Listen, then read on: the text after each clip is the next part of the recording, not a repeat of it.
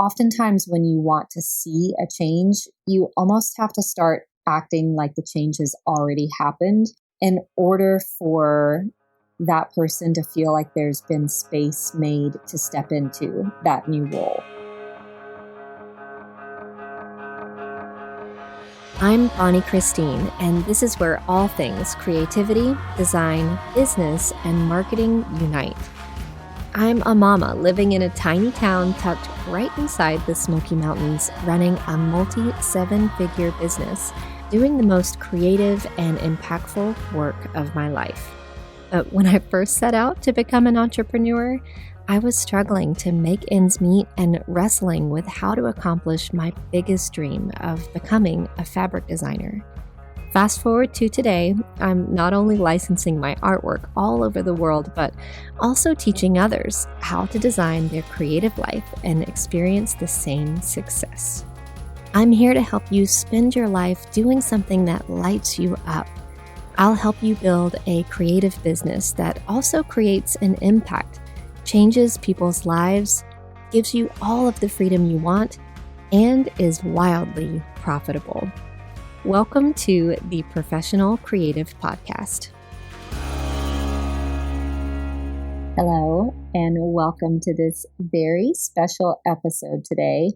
I am joined by a special guest that I'm so excited to introduce to you.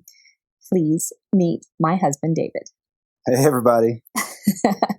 David's making his debut on the podcast. And the reason why we're doing this is because right now we are sitting in Utah on a very special trip. Do you want to tell everybody what we're doing this week? Yes, we're spending a full week in the desert of Utah. And it is beautiful. The weather has been phenomenal. We've had a good week so far.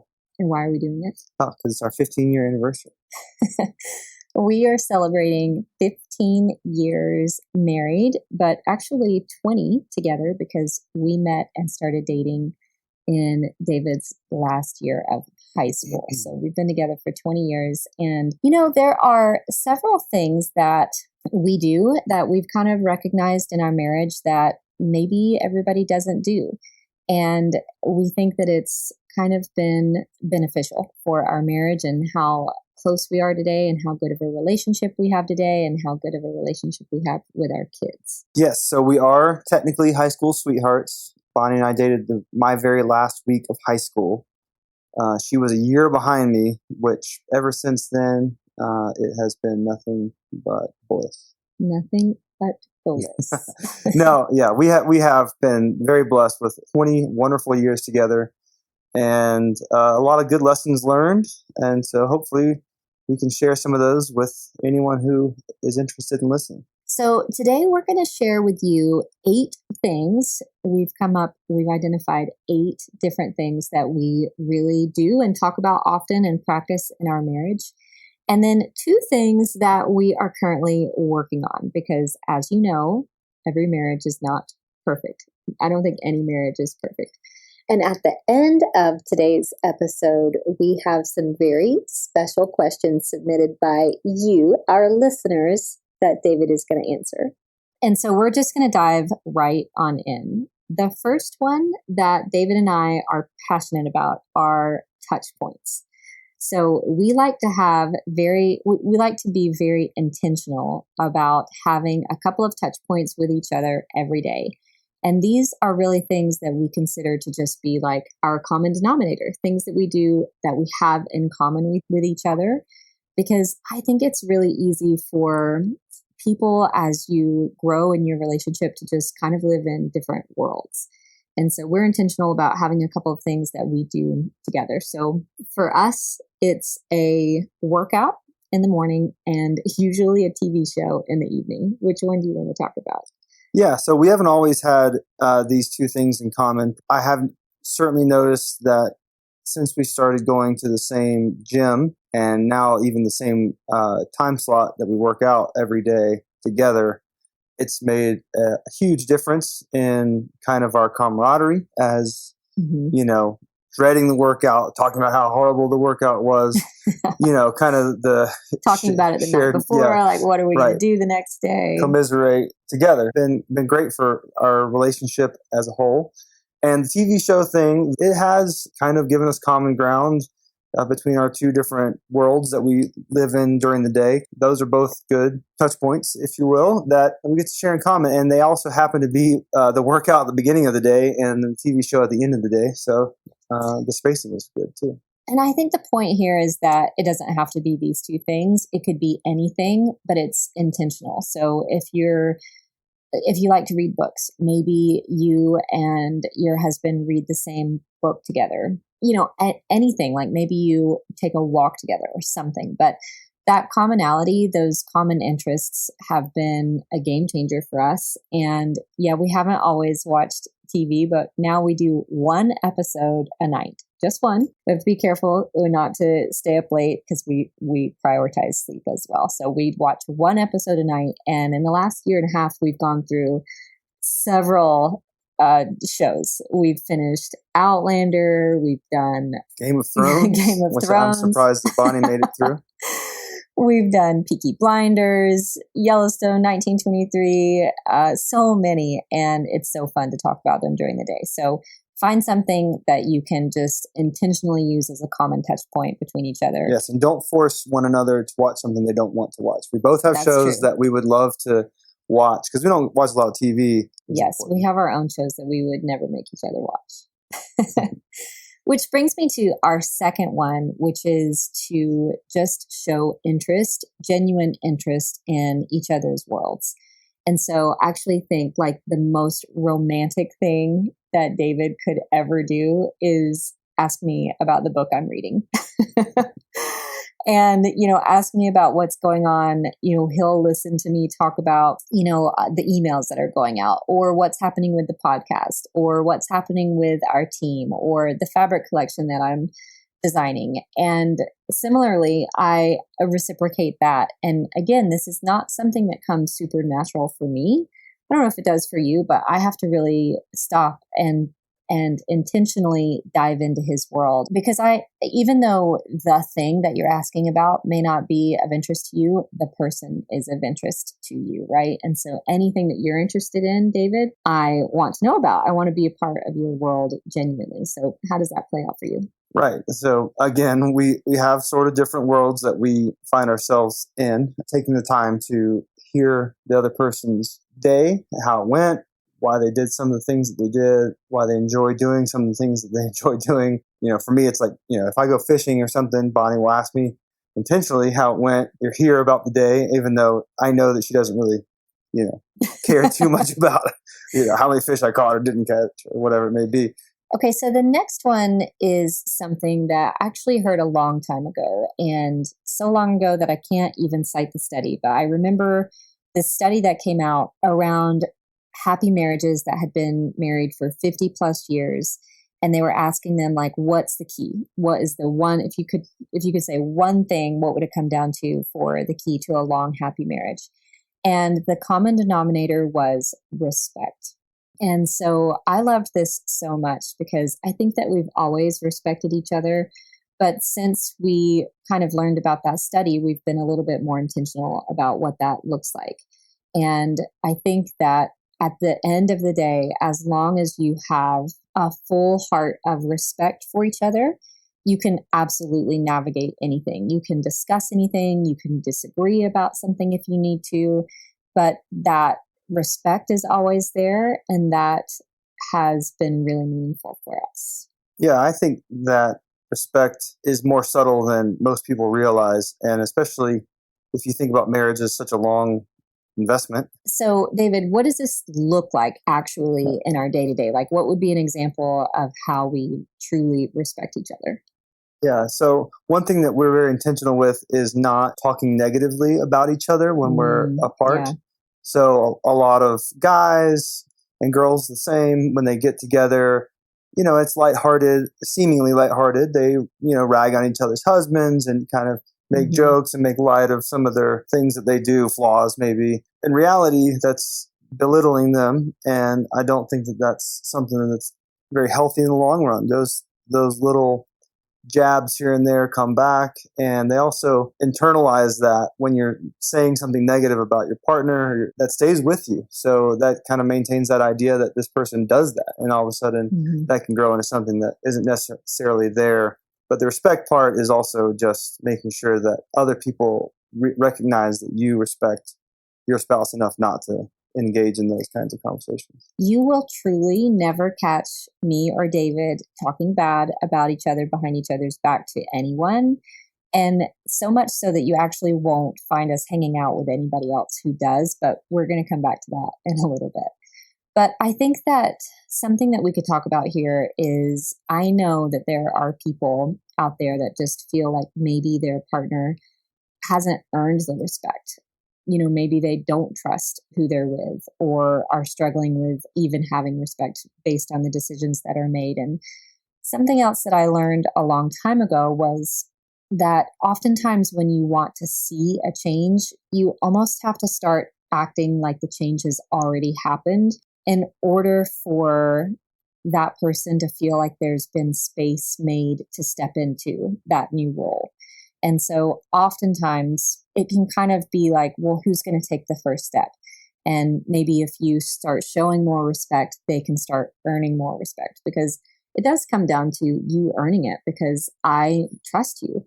You've built trust over the years. I trust that you're well-researched, and the decisions that you make, we don't have to ask each other permission for a lot of things, because we just respect and trust each other so much. But that's been built over many years. I've heard it said many times that you cannot change someone else, you can only change yourself. And I think that's what they mean by that, is that you can help that person to change by starting to trust them. It sounds a little backwards, but basically opening that space, like you said, for them to move into accepting that everyone is going to make mistakes, but they're not defined by those mistakes.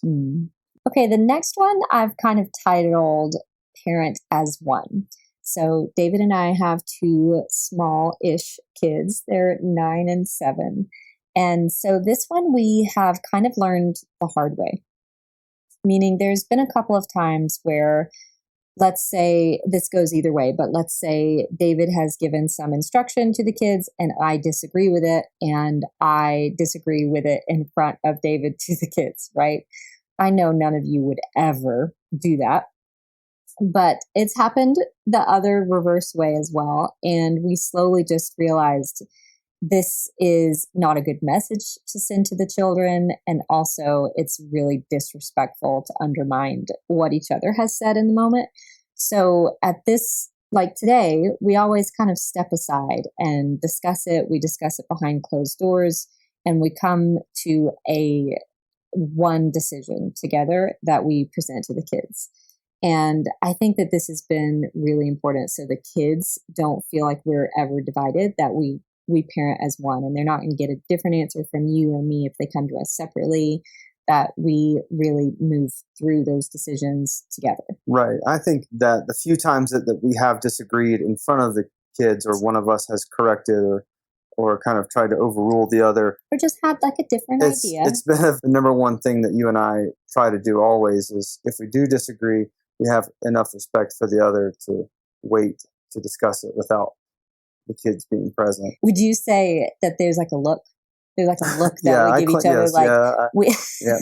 I flex my jaw. That's my signal. I give you the look like, here, come outside with me for a second. Yeah. And we'll go like discuss, maybe oftentimes it's just little things as well. But again, we never want to disagree with something the other person has put into motion in front of the children, because that just makes us look divided as a parent. So that one has been really great. Okay, next are a couple of books that we have two. We have two books that have sort of been into personal development, and then also a side effect of that has been an incredible marriage boost for us. So the first one really is marriage-based. We did this before we got married, and it's the love languages. So I'm sure you've heard about the love languages. My love language is quality time. And your love language is words of affirmation and acts of service. And so if you're not familiar with this book, the concept is that there are 5 love languages and not everyone speaks the same one.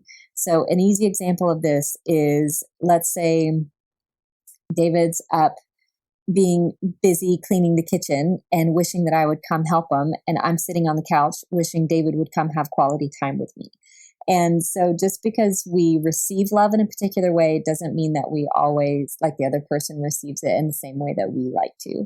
And so the book really frames up like this can oftentimes be just as difficult as learning like a legitimate second language, to learn how to communicate the love that in the way that you want to receive it and I want to receive it. Right. And this has been huge. If you don't know your love language, you can try to think of the thing that you do for your spouse most frequently. And right. I think that is what ends up being your personal love language. So I busy myself by cleaning, or I'm the dishwashing master, shuffling around the kitchen, and I'll catch myself doing it thinking that I'm doing something that really means a lot to her, but really it's what I value most, when really she would just rather me come sit on the couch and hang out and maybe ask her about a day or something like that. Mm-hmm. The side effect to this book too is that it really helped us in our relationship with our kids and with our parents, because everyone kind of receives love in a different way. The second book, another just great tool to learn more about what makes people feel valued and feel good and receive love, is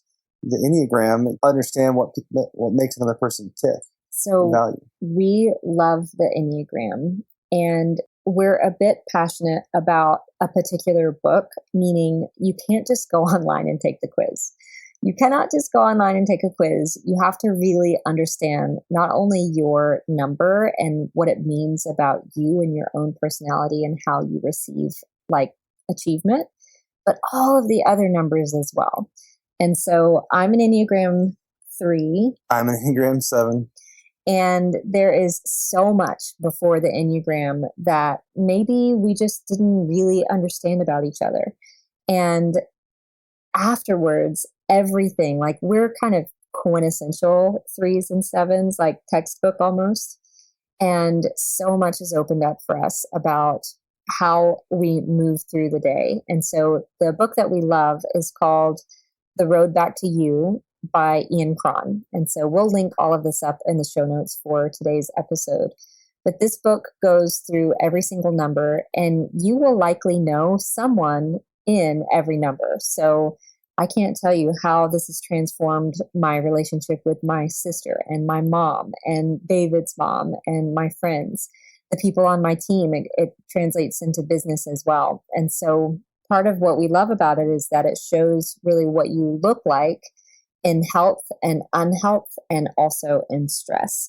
And so there are just signs that kind of pop up for each other when maybe we're stressed out or something that we're aware of now, and we can come to talk about it more quickly. It helps you understand maybe the motives behind other people's actions. What's one thing that you learned about me as a 3 that was surprising or unfolded for you in some way? Tell them what the 3. The 3 is the achiever. The achiever, right. So, so actually there are some fun little catchphrases that we'll assign to the different numbers that are easier for me to remember than the rest of it. But, for Bonnie, at a 3, the only thing more fun than fun is work. Yes. So it's not because she's stressed out or because she's worried about it. It's just because that's what she enjoys doing. It's fun. Yeah. The other one that I think about that was a revelation for me was that 3s don't like to be slowed down. Yes. And so this opened up so much for you about why I do certain things. Yeah. So, I mean, anything that'll slow her down. The refrigerator in the room has a key in it, and Bonnie was like, "Why does this refrigerator have a key? It takes so long to open it. It really doesn't take long. It doesn't take that long to open. You just have to turn the key and open it. Yeah. But it's half of a millisecond slower than just opening the fridge. So she does not like that." So 7s. For me, I'm a planner. I like to always be planning ahead, even when we're doing something that I've already planned. I'll be planning my next adventure. And, anything worth doing is worth overdoing. As a 7, they're always thinking about what's next. And so one of the challenges that you have is being really present in the moment and soaking in what it is today, which I feel like you kind of realize that through the Enneagram and have consistently worked to overcome it. Right. So I think one of the biggest things for me I've learned from that is because I recognize that tendency in sevens, I now force myself and I'm very aware of being in the moment. I think I'm much more present than even most normal people now because of that. Mm-hmm. And because I want to, as a seven, make the most out of every situation, I want to have the most fun possible. I am now like the most present possible. I've deleted most of the social media off my phone so that I'm not just mindlessly scrolling, and I do other things to try to make myself, be more present and enjoy the trips that I do plan. Yeah. So we highly recommend that one for all aspects of life and business and family and marriage and teams and friends. Okay, picture this. Have you ever spent hours scouring through your video or maybe your podcast content trying to find that one place that you said that one thing? Or if you've forgotten or never found it and you had to re-record everything? I've been there, and it's so frustrating and honestly a huge waste of time. But it hasn't happened to me ever since I started using Searchy. Searchy is the software that I use for all of my videos and all of my podcast content because it not only transcribes it, but it makes it searchable by keyword. And so for you to see this in action, I have an example set up for you over on bonniechristine.com/resources. Again, that's bonniechristine.com/resources, and you can actually play with Searchy and see how it looks on one of our videos. Because once you understand what it does, it's a game changer.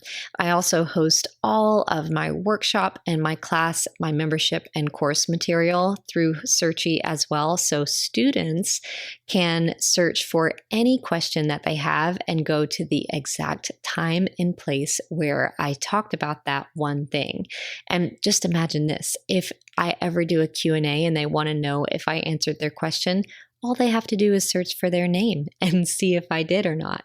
It's literally like having your very own personal search engine for your content. So no more wasting time scrubbing through your video or audio to find that one golden nugget. With Searchy, you can easily find what you're looking for in seconds. Just type in a keyword or phrase and Searchy will pull up all the relevant content. It's a game changer for anyone who creates audio or video content. But honestly, that's not all. Searchy's new AI-powered transcription and captioning tool makes it easy to create accessible content that everyone can get access to. And with their customizable player, you can embed your videos and your podcasts on your website or social media channels in a way that looks and feels so professional.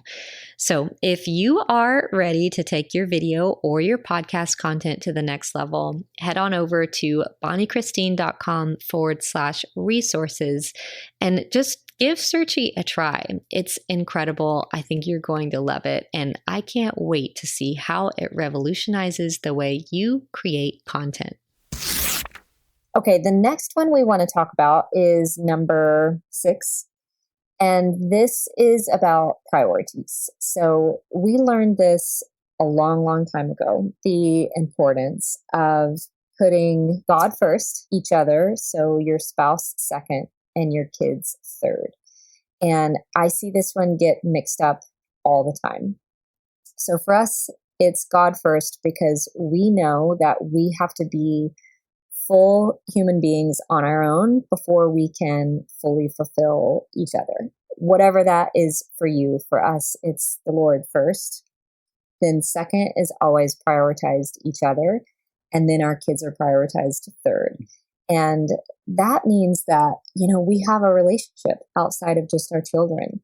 And that's really important. We see this kind of get flip-flopped so many times. And then the kids grow up and move off. And in the marriage, there's not a lot of sustenance left there. And so what would you say about that? And what's an example of how we prioritize each other? I mean, first and foremost, God calls us to love others more than ourselves. And the love that we have for each other should be that same type of love, which is sacrificial, meaning put the other person first. And then our kids see that relationship that we have and our devotion to one another. And I think they have learned to model that. I think sometimes you might feel like kids would rather feel like they were put first.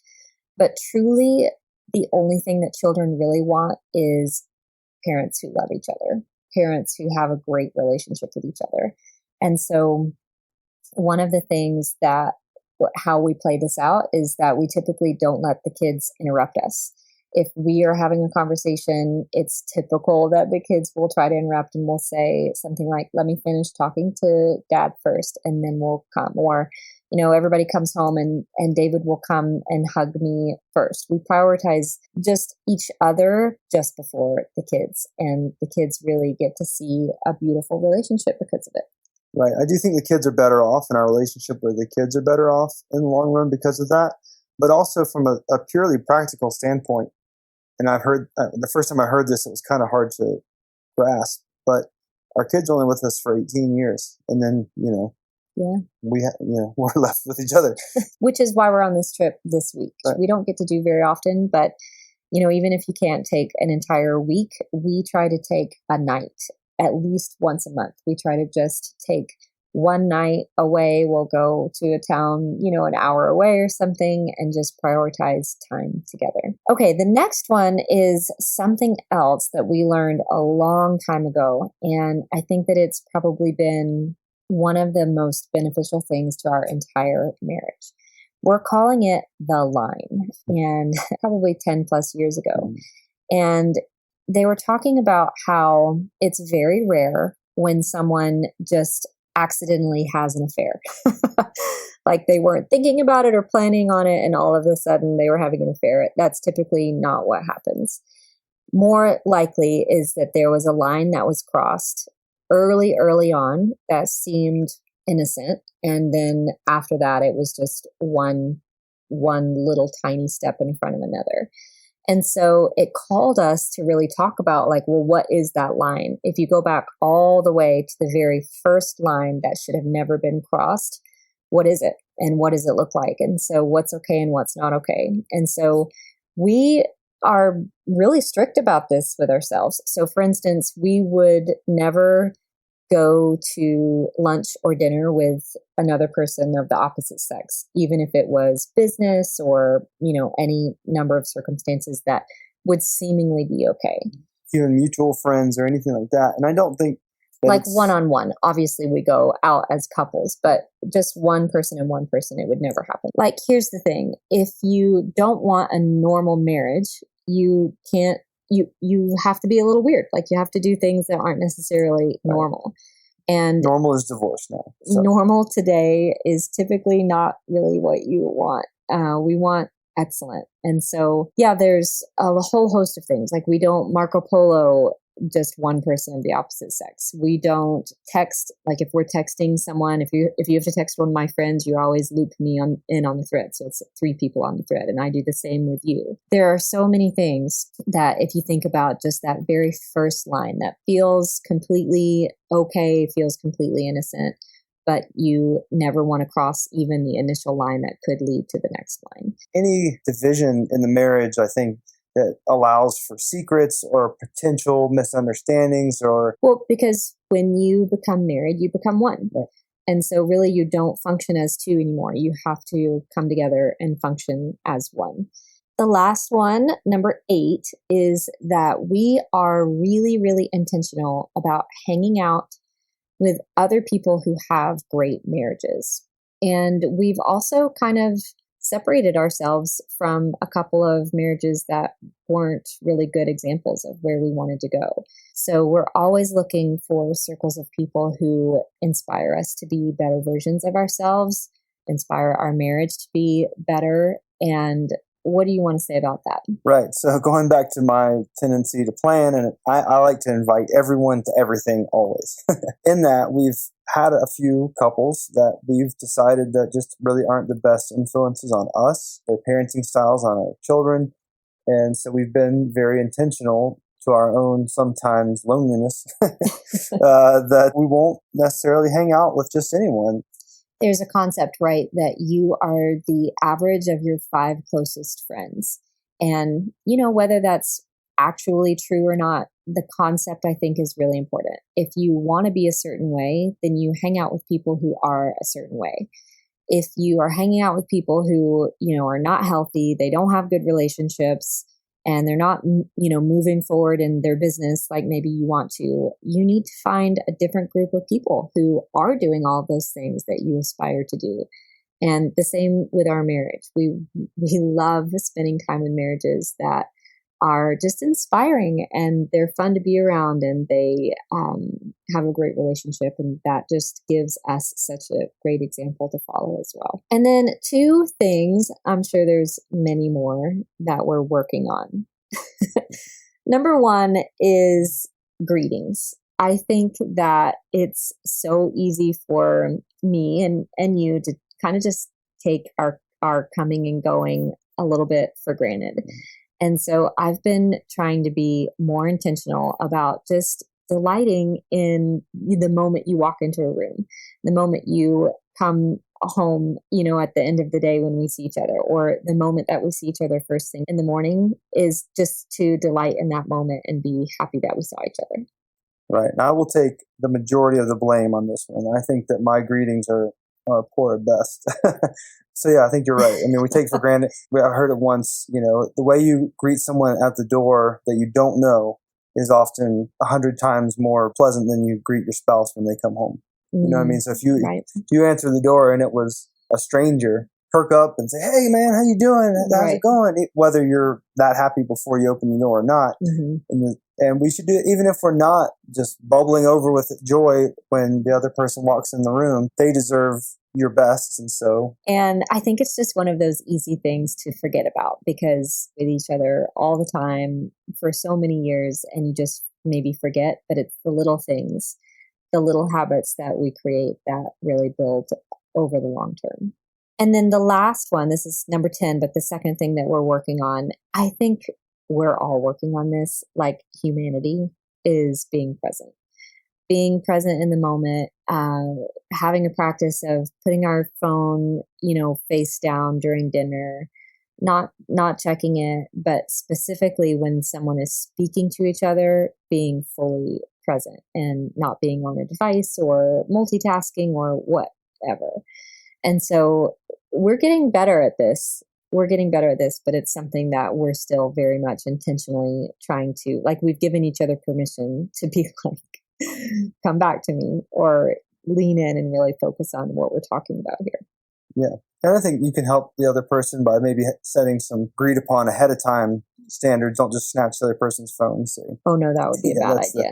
That's the wrong way to go about it. But that is a wrap. Those are our 10 things. I hope that whether you are married or single or dating or any of the above, that you can take at least one of these things into your relationship or your next relationship or the relationship that you have with your children or your parents or your friends. It's all about intention, I think, is being really thoughtful about your relationships. Yeah, I mean, I think that's probably the biggest theme with all this is intentionality in everything we do, whether it's your job or your relationship. And so neither can survive or thrive without it. So as a recap, the 8 different things that we do that we talked about today are touch points, showing interest, maintaining respect, parenting as one, a couple of books that we mentioned, prioritizing each other, talking about the line,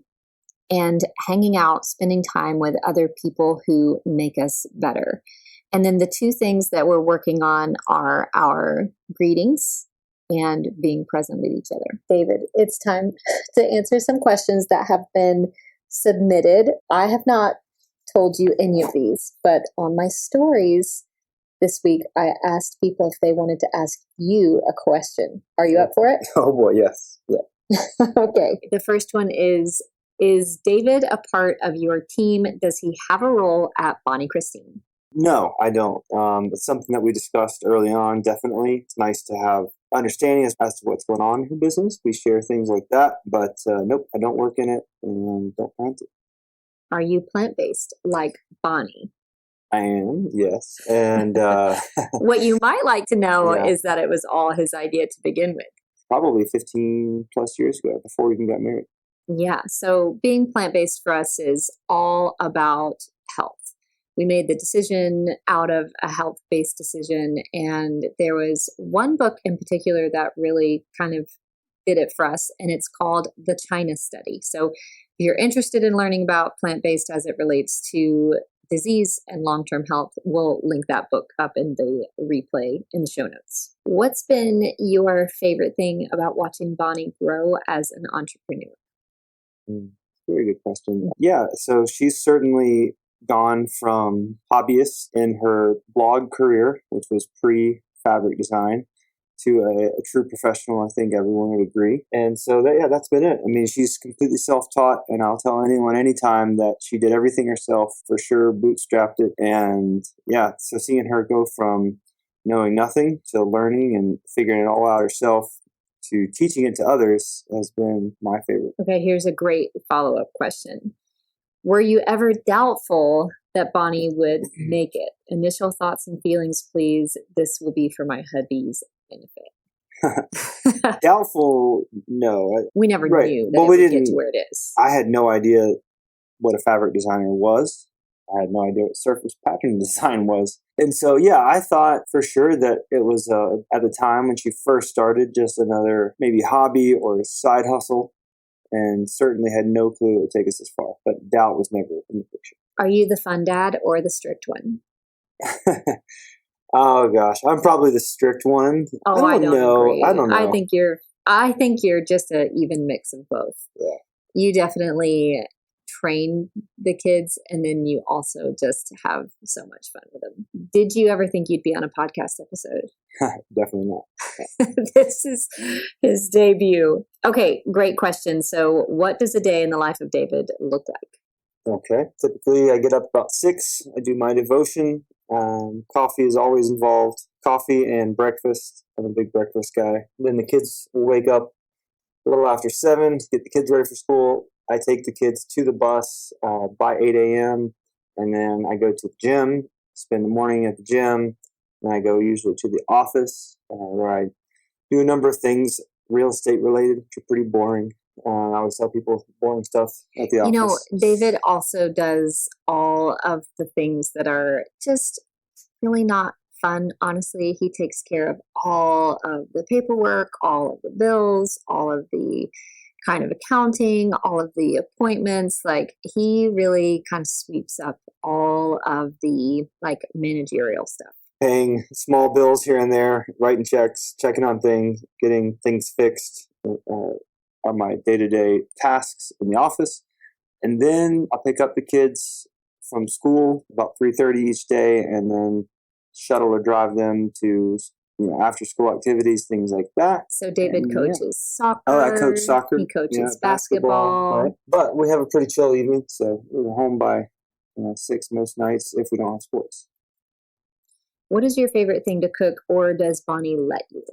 Bonnie would definitely let me. That my skills are better used elsewhere. I do, however, or can bake. Which I think is hilarious. That's born out of necessity because I do like sweets. Bonnie doesn't like to bake, which is very funny because she is an excellent cook and cooks a scratch-made dinner most nights, but does not like to bake. Okay, so this person clearly knows that you used to be a professional cyclist. And so the question is, how would you break in a 6-year-old that doesn't want to learn how to ride a bike because it hurts his bottom? Oh, that's, yeah. So, that particular issue is they'll just have to get a better seat or maybe cycling pants. But I was ironically one of the last kids in my neighborhood to learn how to ride a bike without training wheels, and then ironically became a professional cyclist. So don't give up on me yet. I'm still young. Has David created at least one repeating pattern? No, and I do like to doodle or draw a little bit, cartoon primarily, and Bonnie's tried to get me to do a repeating pattern in the past, but not yet. Never say never, but not yet. Do you still coach cycling? No, I don't. I did that for about 11 years, and I really enjoyed my time working with people from all over the world and training guys and traveling. But since the last probably 6 years, I have not done that. And yeah, it's just a chapter of my life that's gone by. What would you say to other husbands who don't think creative careers can be lucrative? There seem to be a lot of naysayers out there, at least in the husband department. I would definitely tell them is room for their wife. There's plenty of money to be made and space in the industry. Okay, this is the last one. What did you need from Bonnie to believe that she was, in fact, making progress on her goals? This is early on, I would say, in the very beginning. I mean, her consistency, working on learning Adobe and consuming every bit of information that she could get her hands on early on was testament that she was serious about it. She was pretty well determined from day one, even though I had no idea what she was determined to, what she was actually working on. Good job. Good job. You're done in the hot seat. We have to get back to our anniversary trip. Mm-hmm. Thank you so much for tuning into this episode of The Professional Creative. You can get show notes for today's episode and all other episodes at professionalcreative.com. Do you know how I sign off? Sure, but I can't quote it. Don't put me on the spot. Friends, create the beauty that you want to see come alive in the world. And remember, there's room for you. Bye for now.